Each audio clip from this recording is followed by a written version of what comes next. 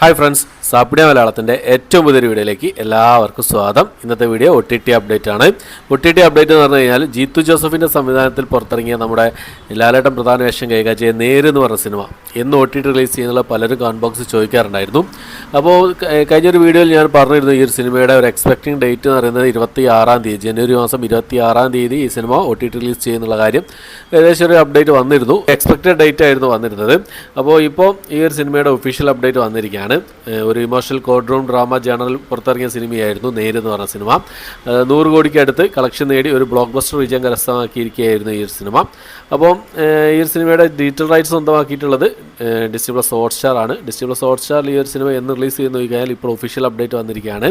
ജനുവരി മാസം 26 എന്നുള്ളത് കുറച്ച് നേരത്തെ തന്നെ നമുക്ക് ഈ ഒരു സിനിമ കാണാവുന്നതാണ്. ഒരു 3 ദിവസം മുൻപേ, അതായത് ജനുവരി മാസം 23-ാം തീയതി ഈ ഒരു സിനിമ ഡിസ്നി+ ഹോട്ട്സ്റ്റാറിലൂടെ നമുക്ക് കാണാവുന്നതാണ്. ഡിസ്നി+ ഹോട്ട്സ്റ്റാറിൽ ഈ ഒരു സിനിമയുടെ ഒഫീഷ്യൽ അപ്ഡേറ്റ് പുറത്തു വന്നിരിക്കുകയാണ്.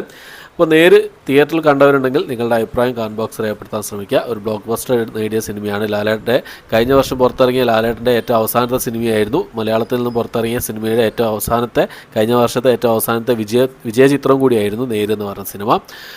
അപ്പോൾ ഈ ഒരു സിനിമ തിയേറ്ററിൽ കണ്ടവർ കമന്റ് ബോക്സിൽ രേഖപ്പെടുത്താൻ ശ്രമിക്കുക. നിങ്ങളുടെ അഭിപ്രായങ്ങൾ കമന്റ് ബോക്സിൽ ശ്രമിക്കുക. പിന്നെ എൻ്റെ വാട്സപ്പ് ഗ്രൂപ്പിൻ്റെ ലിങ്ക് ഡിസ്ക്രിപ്ഷൻ ബോക്സിൽ ഇട്ടേക്കാം.